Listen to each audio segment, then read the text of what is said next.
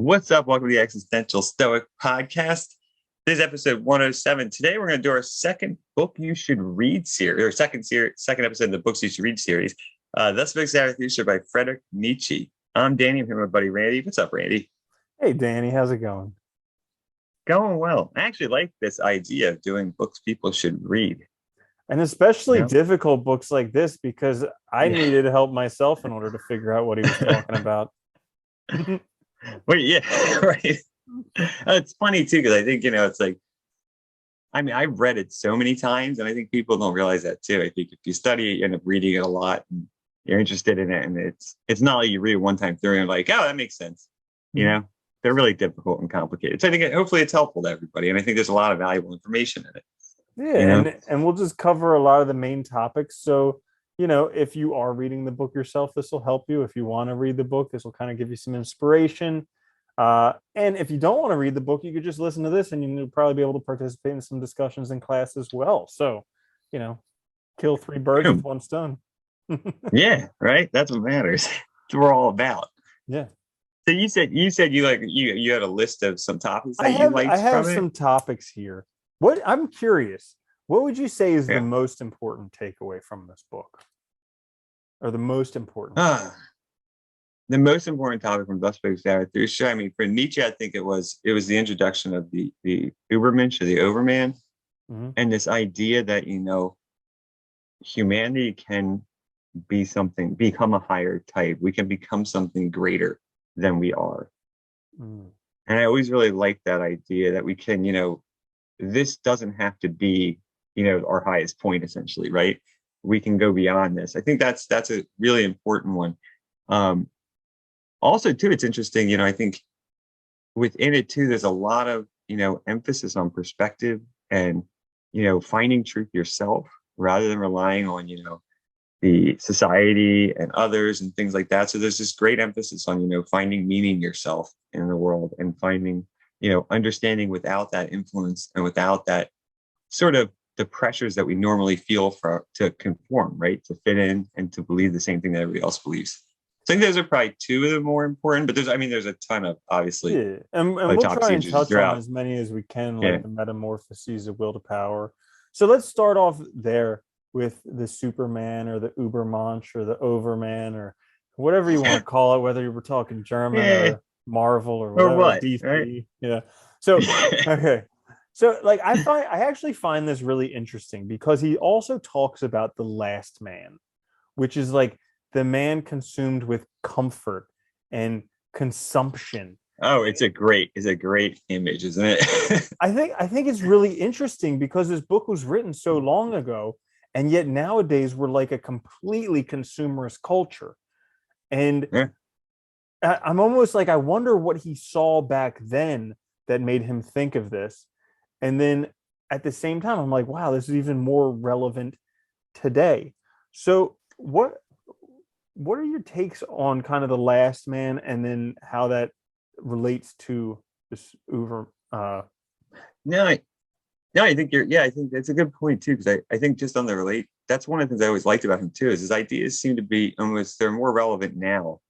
And it's interesting, he famously, one of the things he did was he basically diagnosed, the major problem of, essentially Western culture as nihilism, right? Meaninglessness. And I mean, I think we see that today, right? The struggle to make sense of our world, to find meaning.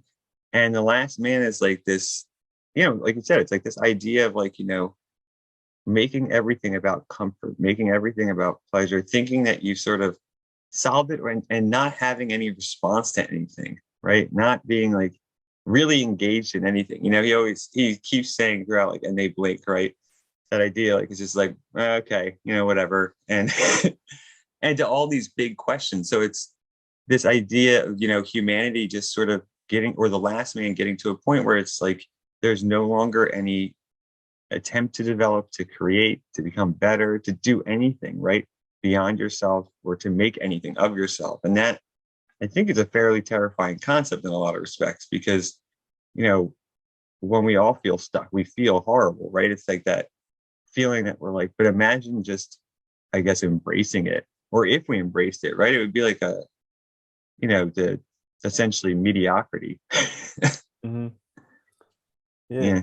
And so it's kind of, I see how nowadays a lot of people are in that area where they're very concerned about comforts, like comfort foods, comfortable beds, comfortable clothes.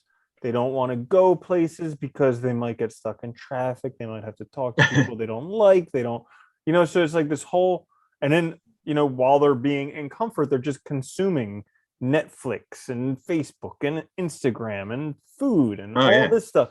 So like, how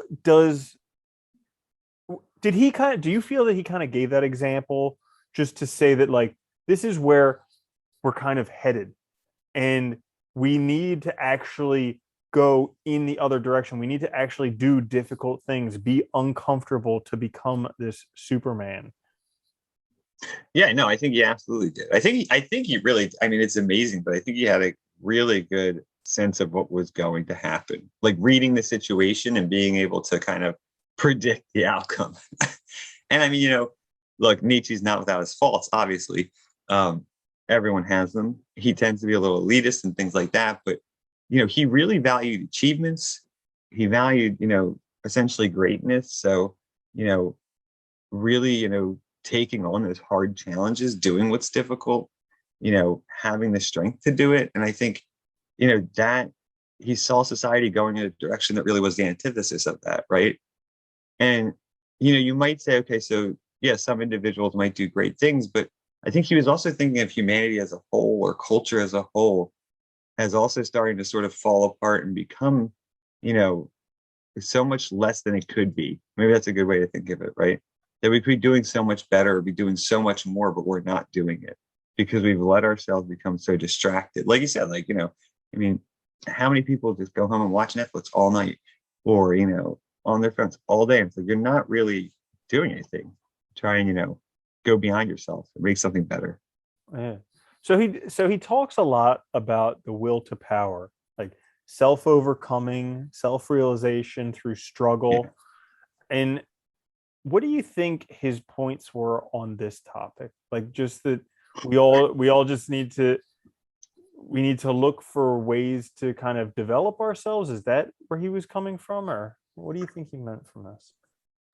There's a lot of disagreement on how to interpret this idea, but I think, central to it is this idea that, think of like our will to power maybe is like literally like almost like our willpower, our ability to get things done, right? Anything we do in the world, any goal we set ourselves, I mean, literally any task, right? There's always going to be some resistance. There's going to be something we meet in the way that's going to prevent us or block us. And do we have the strength to get past it, to overcome it? Do we have the ability to either develop the skills or the power or the perseverance to get through whatever that obstacle is and therefore, succeed, right? That sort of is your expression of your, yeah, I guess you could say your will to power in a certain sense. And I think for that, what he has in mind too is this idea that, we're creative beings. So we have to offer, we create our world, we create the meaning. And he thinks if we have a weak will, we create interpretations that sort of justify our situation. Just like victimization, things like that are really would be, I think, for Nietzsche, an expression of a weak will. Not having that power to act in the world and instead sort of explaining the world in a way that justifies you without changing. So I think for him, strength then is this ability to act. Having a strong will to power is having, or expressing a strong will to power is the ability to act in the world to get things done, have that drive, have that sort of energy to achieve. And I think that's central to it. So it's an interesting idea because it's also about how do we interpret the world and how do we see it, and what does that say about us? Are we trying to sort of come up with reasons or excuses for ourselves, push blame away? Are we taking responsibility? Are we in control? I think that's a central idea with that concept. Yeah. And it makes sense because like this whole like going from comfort to struggle is something that's very difficult. Like a lot of people get stuck where they are, even though they may not like it, they're comfortable there. And to go after what they want, they have to struggle for it. And it's uncomfortable and it's not fun and it's hard. Yeah, it's terrible. So it kind of explains a lot the human predicament that we all kind of have to deal with. Well, and it's funny, I think we're all in it too, right? I mean, I think that's part of it. And, I think one of the reasons why I really do like Thus Spoke Zarathustra and a lot of his other works is he really, I think, gets to the heart of that, which is it is about meaning. I mean, we all want to make our lives intelligible, right? We all want to understand our situation, make sense of it. But there's ways of doing that where we, I think, really don't help ourselves through those meanings, right? We're really just trying to make ourselves feel better in the situation we're in, rather than doing something with our life. Yeah, right. Yeah. I think it's really interesting how he came down from the mountain to kind of share all the stuff that he learned. And on the way down, he meets this old man. The old man's like, people don't want to hear what you have to say. And then he goes, and then he goes down to the village and he tells people, he's like, hey, listen, there's the last man is coming. We don't want this. We want to be the Superman. We need to struggle. We need to overcome. And all the people are like, nah, I'll just be a last man. Thank you. Yeah, we don't care. Yeah, I'm glad you brought that up because it's the beginning of the book is interesting because right he it starts out he just leaves everything behind. He leaves his home, his society, his community, whatever, all of that, his friends, family. He goes up to a mountain for 10 years by himself, gets enlightened basically, finds his wisdom. And I think it's interesting because this whole idea of like age and wisdom there, where the old man, the old sort of hermit philosopher just knows that society isn't going to just accept it, right? That most people are just not going to listen to you. And so I think that it was a really interesting thing to kind of put right at the beginning, which is, I mean, it's funny, if you read the whole book, he never really succeeds.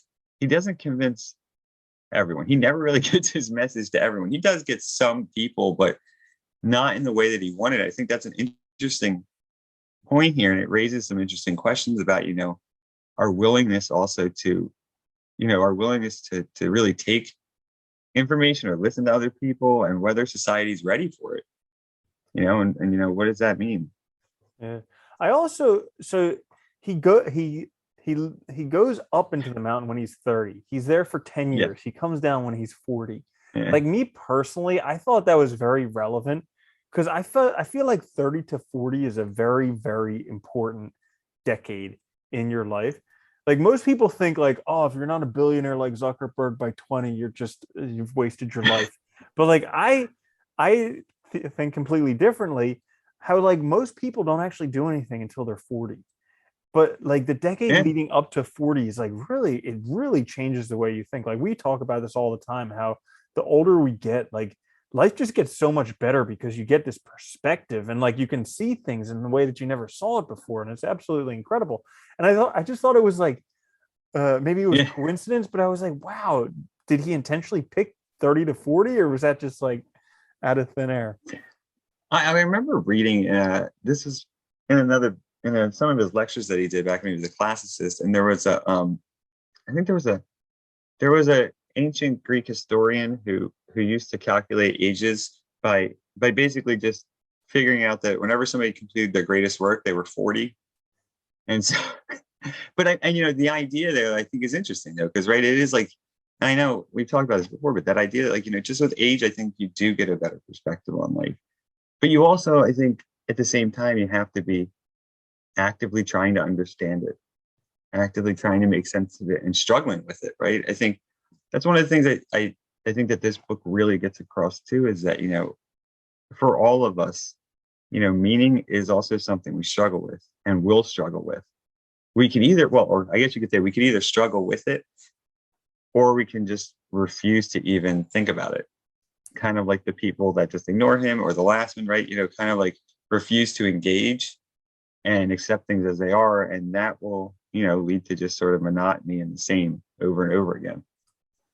Well, okay, so let me ask you, because he talks a little bit about Okay. eternal recurrence in there, how things just keep happening over and over again.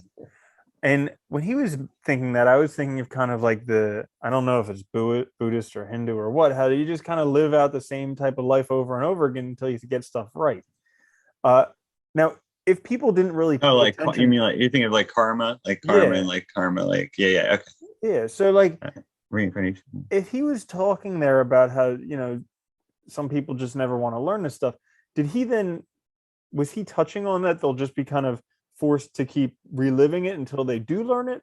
Or No, well, his idea, I think, comes from the Dionysian cults, ancient Greek, I think, is, and it's also, you see it in the Stoics too, I think. Or that's a more fun take about it. But yeah, the eternal recurrence of the same is actually the repetition of everything, the exact same.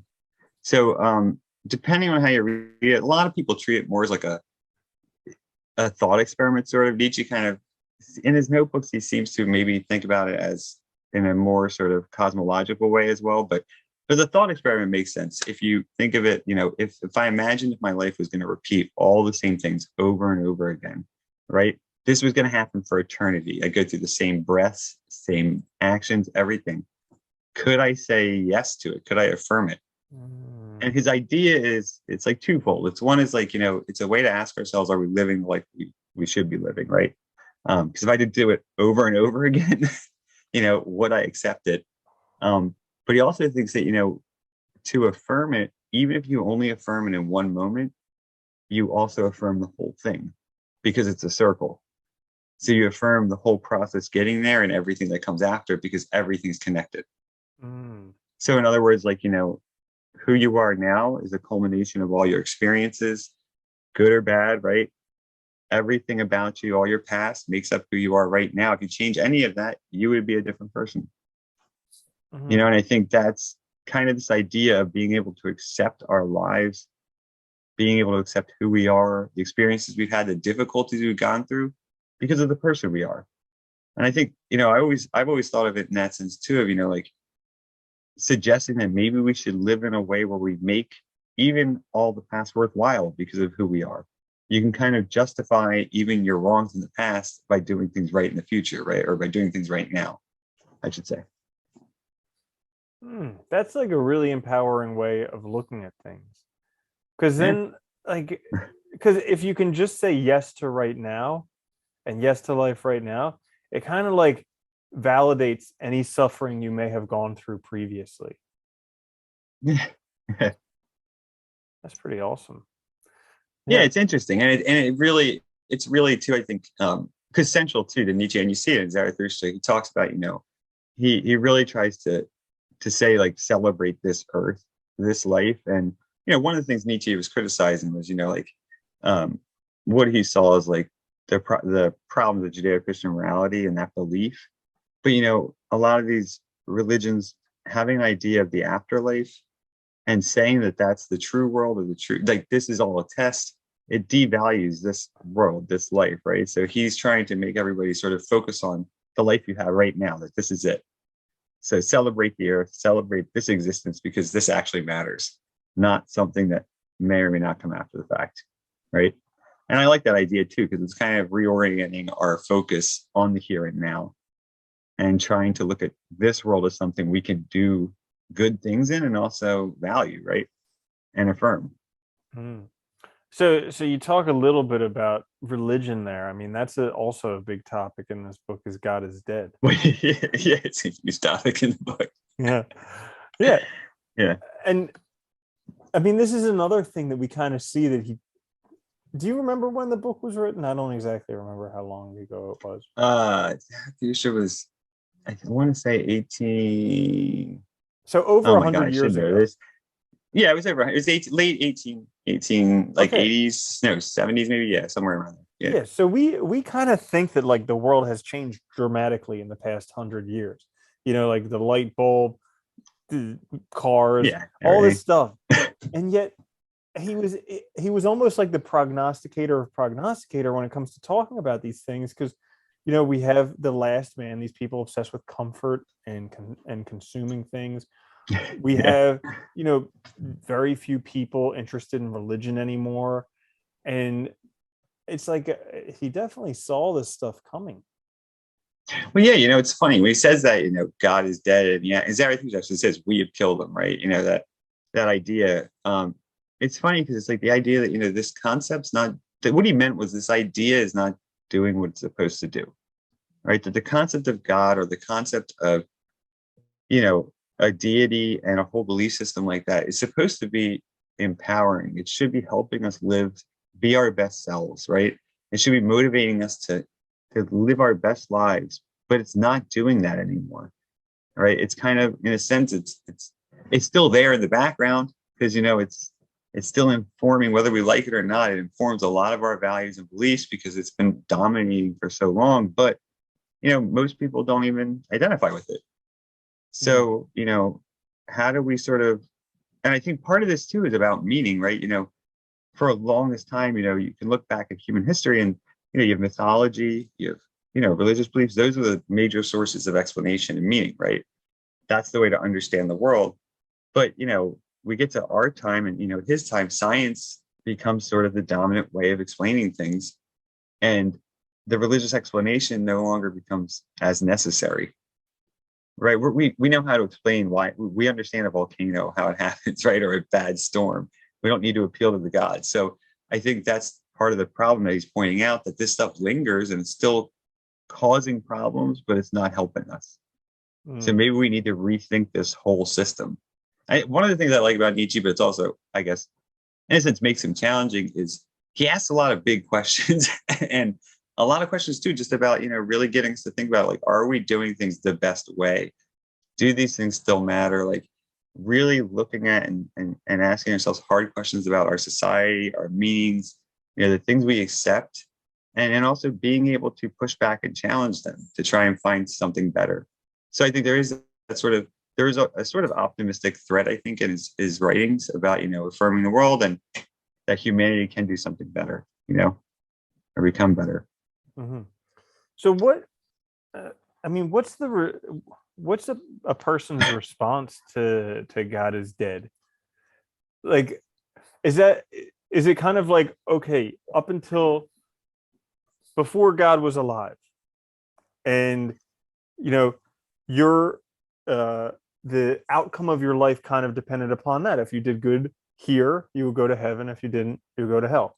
Now God is dead. We have to rely on overcoming yourself and self-realization. So now it's up to you. Was that the idea behind was that part of the idea behind God is dead? Like, before it was just like, you do good and he'll take care of you. Now it's like more, it's all up to you. Yeah, I think that's a big part of it, right? That's how I've always kind of read it, was, before there was like this system that gave you like sort of a guide of how to do this and how to live the best life. And I think now it's just, if it's no longer there or no longer relevant, it's up to us. But the problem is because it's still kind of lingering there, like, a lot of people haven't realized that yet. And so we're in this sort of like in between, almost like you could say in between sort of stage of sort of, degeneration kind of. Well, until we realize it. He had the example of the Tightrope Walker, how like man is kind of on a tightrope between animal and Superman, and like we're kind of in the middle of that. And I imagine that's a great example, because we are, even if you look at evolution and science, like we are kind of somehow we came out of monkeys, and like there was this song, we're in the middle, right? There was this song I used to like where aliens came and effed the monkeys, and then that's how humans came. And like, but like somehow, we're in the middle, which actually is a great segue to the Three Metamorphoses. Oh, yeah, and we're in the middle. If it's a tightrope too, man, it's like, it's kind of precarious, right? I mean, he also uses the imagery of like a bridge as well. Like we could be a bridge to the Overman, and maybe and actually become something greater.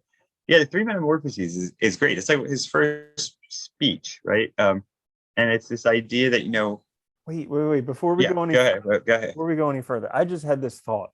Okay. So you talk about how it's a bridge, and like I remember this story. It's like a motivational thing about a journey. How like when you're halfway there, it doesn't matter whether you get to the destination or you go all the way back. Either way, you're traveling the same distance.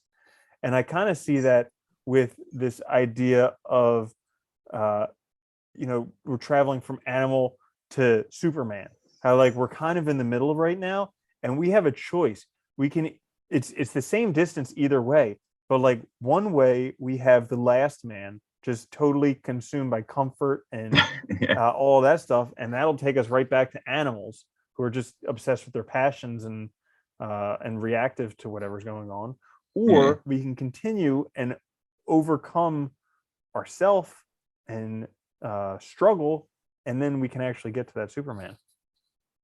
Yeah, and yeah, I think that's a good way to look at it. And it's interesting too, because I think one of the things he's asking too is like, what is the point? I mean, one way to look at it, I guess, is like, what is the point of life? Right? Maybe in a broad way, right? What's the point if we have this life, we have this sort of gift of life, you might say this, we all get a chance, we're lucky enough to get a chance to exist.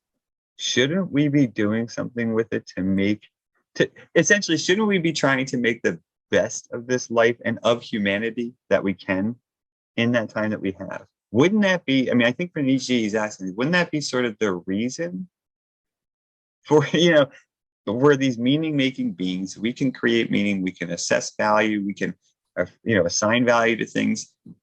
Shouldn't we want to then make ourselves of the highest value? Why would we settle for something less than that? And I think, it's interesting because it's like, on the one hand, I think it makes sense. You can see that totally. Like, yeah, why would we do that? And then, but in reality, and I think that's where, like, Zarathustra gets ignored immediately right away, because there's all these competing things, though, in life, all these animal things that also make it hard to sort of, go beyond ourselves. Yeah. Yeah.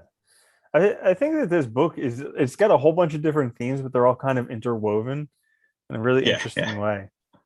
Yeah. Oh yeah, no, it's interesting as hell. It is. The yeah. So did you want to talk about the Three Metamorphoses? I like that part too. Absolutely. Yeah, this is good. Yeah, it's the camel. So you get the camel, right, and then you got the lion, and then the child. And I always like this one too, because it is really interesting. He says, we all start out. It's kind of he has this idea of, the bound spirit, the free spirit, and then the Übermensch, the Superman or Overman, right? So you can kind of think of it as like a potential progression. We all start out as bound spirits. So that's the camel, right? You're burdened by all the beliefs of society, socialization, expectations, pressures, obligations, right? You feel like you have all these things you have to do, but they're really because of others or other people's values, things like that. That's the camel. You keep taking on all this weight, right? You're burned down with it.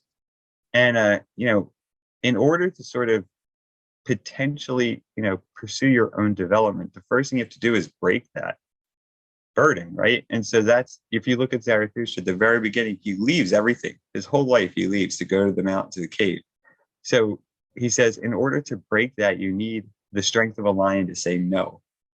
You need to say no, essentially, to obligations, routine, social norms, customs, all of that. Because unless you say no to that, unless you have the strength to say no, you can never actually do the next thing, which is create yourself, right? Or start thinking for yourself, start creating your own values. And it's interesting because he says at the end, you need a child to do that. So your spirit has to become a child again in order to create values. And I was just curious, like, how do you interpret that, or why use that imagery? Yeah, I think it's really interesting because we see in all these different religions and all these different thought groups how always like a child is up top. I mean, child is at the beginning, but it's also kind of at the end too. Yeah. Like the Zen mind, beginner's mind, and all of that stuff. Yeah. And I mean, I totally relate with this whole three metamorphoses that he has, because 100%, like, I grew up beast of burden. It was like, do your Yeah. duty.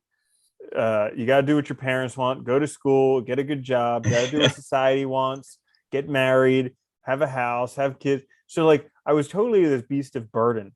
And once I accomplished like what I thought the utmost was of this beast of burden, and I was miserable, then I was like, this has got to change. So then I got to the point where I was like, no. And like, all this stuff that I did, I disappointed my parents. Like people ask me all the time, they're like, what are you doing? People don't do stuff like that. And I'm like, I'm not people. I don't care, And yeah, like, I'm me, right? yeah. And it's like, so it's like getting to that point of no. And then I think like the next point to look at going in the direction is of the child, because they're creative and they have like the beginner's mind. So like, as we get older, we have all this baggage that we take with us. And Yeah. I think the child is very good at letting go of baggage. Like, you can see a child crying its eyes out and then 2 minutes later laughing. And like, Yeah. how often do you see that with like a grown up? Never. But it's like, never. But it's like that, but also the creativity, because you just give them some blocks and some toys, or even you just say, let's play, and they come up with all this stuff. And kind of the creativity can take all of the negativity from the past, they can turn it into something positive, make something positive out of it. And it was kind of what you were saying with saying yes to life and the eternal recurrence, because that child has the ability to say yes to right now. And because they're saying yes to right now, all of the past mistakes, all the past problems, the troubles, everything, it's all completely validated because you're saying yes to right now. Yeah, it's interesting too, because it's like you need that strength to say no. And your example works really well. I think a lot of people go through this, right? You have to say no to all that stuff, because it's like you're not free until you do. You're not really free to start doing things yourself. But that child, that your spirit becoming a child. Yeah, I like that idea too, because it's like becoming almost like a blank slate again without that baggage. Because as adults, most people, not even young, even as young adults and stuff, they carry so much with them that they make judgments about experiences and stuff they've never even had, right? We say something's horrible we've never even participated in or done, or have no way of knowing actually ourselves whether it is or not. Or we form all these judgments about things without ever really having any actual knowledge or experience of it. And I think that's like the child is also something, represents someone who any experience they have, they're going to assess it for what it is, right? Not some preconceived notion or idea influencing that judgment or determining how they see it. Well, we talked previously about kind of like the explore exploit paradox, how like in the beginning you need to explore a whole bunch, and you find out what you like, you can exploit it.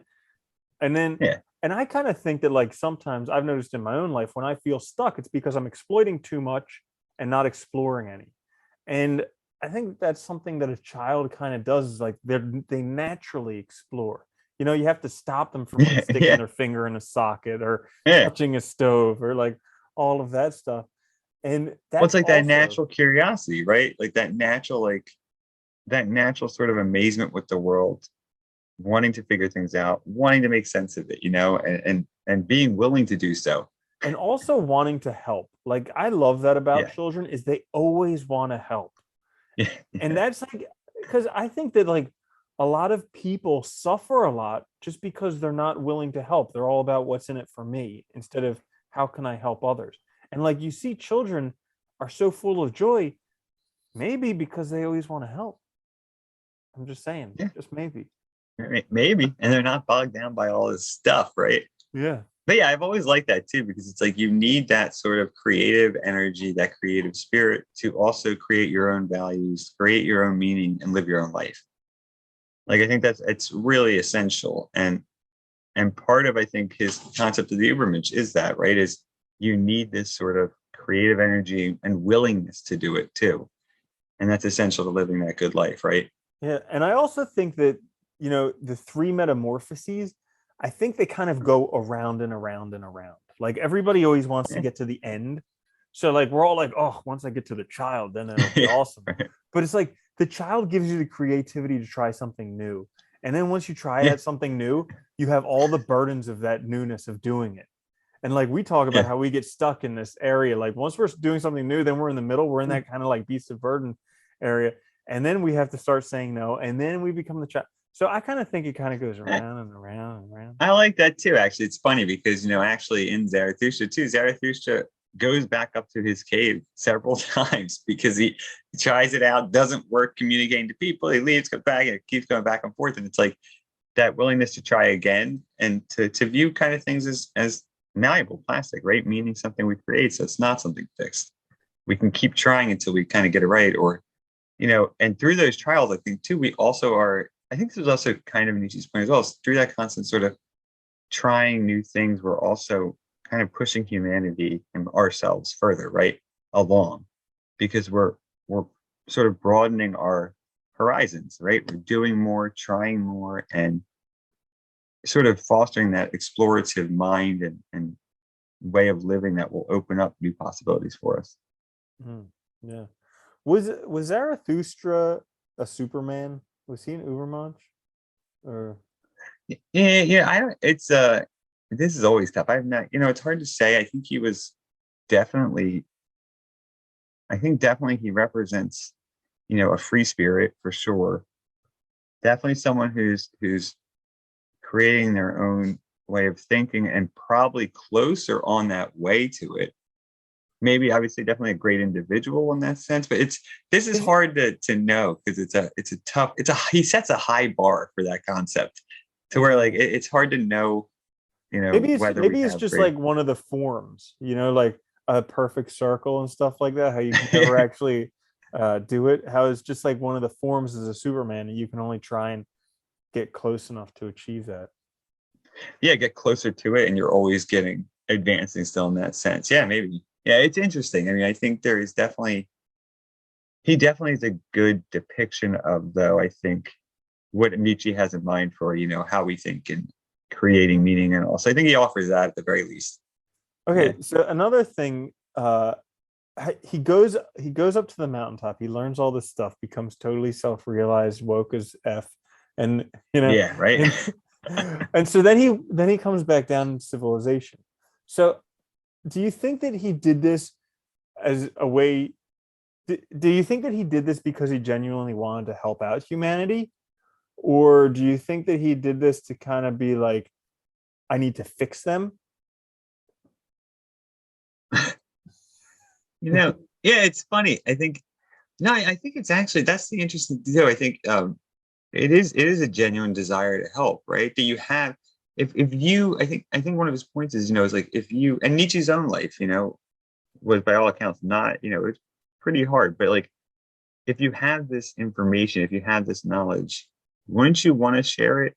Wouldn't you want to help others to make the thing that you're part of better, right? And I think there is this way of looking at, you know, caring about humanity as a whole, and maybe not necessarily the individuals, but caring about the whole, the whole species and its sort of improvements. I think there is this thing about, if we have this knowledge, shouldn't we want to share it? Are we obligated to share it? Or, does it make sense to, because we want other people to go beyond themselves or to benefit from it as well? That we don't want to be the sole possessors of it, right? I guess. And he keeps trying. So obviously he did, he really wanted to share this information, right? His wisdom. So I think that, that sage-like sort of activity is kind of maybe something within us that we want, once we realize that we want humanity to be better, we want people to be better people. Yeah. Well, I mean, I think that way a lot. How, like when I have a deep realization in myself, I always want to share it with people. But then, Yeah, I right. also think of the saying that a man convinced against his will is of the same opinion still. So, and if it rhymes, it's got to be true. So It always is, yeah. so it's kind of like the right effort type of thing, where like, I have to hold on to that until somebody's ready to accept that, or until they want to hear that. And that's a Well, there's that difficult one. interesting. Yeah. It is though, right? Because he doesn't force anybody either, right? There is that sense of like, they need to also be ready for it. They have to be in the right mindset or the right state of mind in order to sort of accept these ideas. Otherwise, it's just gonna go right over their head, right? They're not gonna be interested because you're asking them to sort of effectively change everything about how they think, right? And that's not an easy thing to do.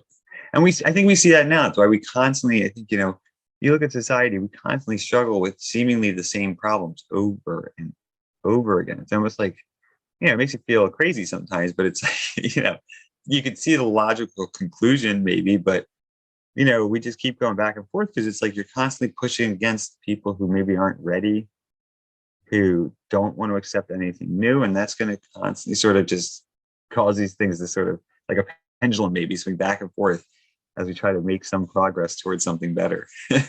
Mm-hmm. Yeah. Yeah. Are there any other parts of the book that you think people don't talk about enough, or that are underrepresented? things that you maybe found interesting?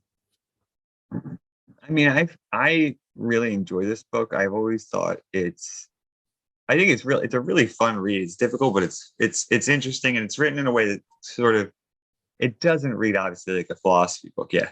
Okay, so here's a question. It's a hard book to read. That's not the question. Yes. That's a statement. It's a hard book to read. How does somebody read this book effectively? How can somebody best read this book? What advice do you have for someone who's struggling with reading this book?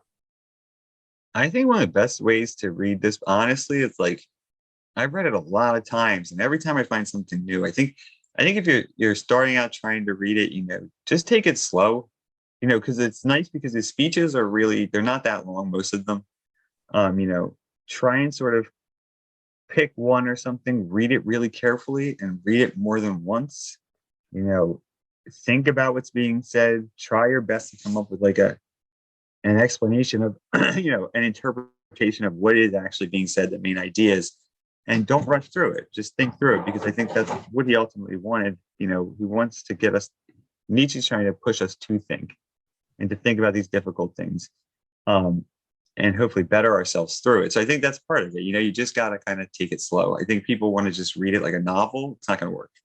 It just won't. You won't. There's no way you'll grasp all of it. I think I remember the first time I read it was, undergrad, and I read it pretty fast, straight through because I was reading for class. And it's like you miss so much because you just don't.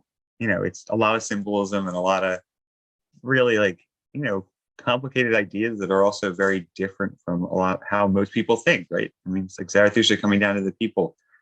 If you don't think the way he's thinking, it's going to be hard to grasp what he's saying. And so it kind of teaches you to read carefully and listen, in a way. Yeah. Cool. Which I like about it. All right. So I think we talked about pretty much everything Yeah. now. People can go and read it on their own or can just participate in class discussions without reading it because now they have the answers. They got enough, right? There's a lot in it, but I think there's like a lot of the main topics and all. So hopefully that helps everybody. And you should read that book. Everybody should read. It's important, or at least listen, right? It's got a lot of really important topics in it. I think because it does. I'm just blown away with how much it relates to life now, even though it was written over 100 years ago. Like that impresses me. Yeah, one of the things I've always liked about him, though, is like it's really interesting how like he seemed to really have a keen sense of what was going on and like was able to read it in a way that you saw like down the road, like this is just going to get worse. All of these things I see are going to just be magnified, right? And it's just interesting. Yeah, it's always been attractive because it gets to the heart of our problems, Yeah, so that's our second book you should read, essentially, right? Thus Spoke Zarathustra by Friedrich Nietzsche, episode 107. Thanks for checking it out, guys. If you're watching, listen, on all the podcast apps and stuff. If you're listening, check us out on YouTube. Please like, subscribe, share, click notifications. All that helps us a lot. Check us out later this week for another quick fix. Until then, it was fun. Later, Randy. Later, Danny.